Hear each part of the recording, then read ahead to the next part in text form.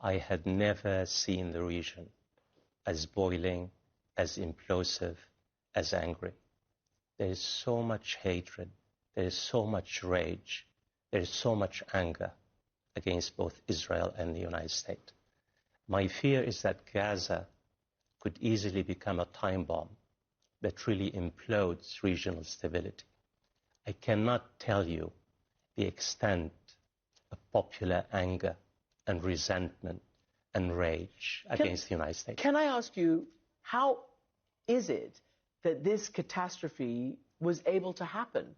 Is there, I mean, obviously Hamas committed it, but did the US take its eye off the ball? Let me be direct.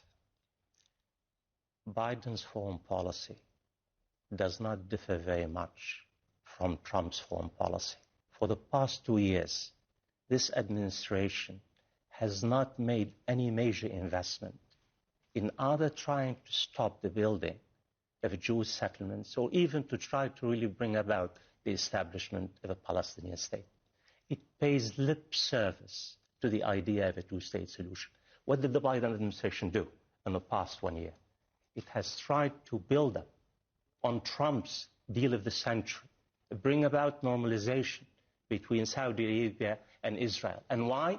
Because in the back of the mind of the Biden administration and the Netanyahu government, normalization with Saudi Arabia would mean the end of the Arab-Israeli conflict. The underlying, Christian, the underlying idea in the administration, in the Biden administration, and Benjamin Netanyahu, is that the Palestinians can be managed, the Palestinians can be controlled, the Palestinians can be subjugated.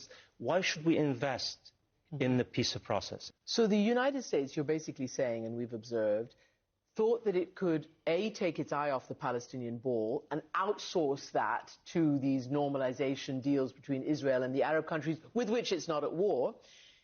And the same, you could say, for the Arab countries. What has Saudi Arabia done or the UAE done? So what do you think the US should do now? What is it saying? And what should the Arab leaders do? Christian, anyone who's interested in peace in the Holy Land, anyone, should recognize that the so-called two-state solution that the United States has been talking about, has been really paying lip service, has not really produced anything. In fact, while the United States has been talking about a two-state solution, what has been happening on the ground, Christian? You have now almost 1 million settlers, 1 million who live in occupied Palestinian lands on the West Bank and East Jerusalem. Israel was in a race, is in a race against time to steal Palestinian land, to colonize the land. So in fact, the talk about the two-state solution has brought about the consolidation of Israel's military occupation.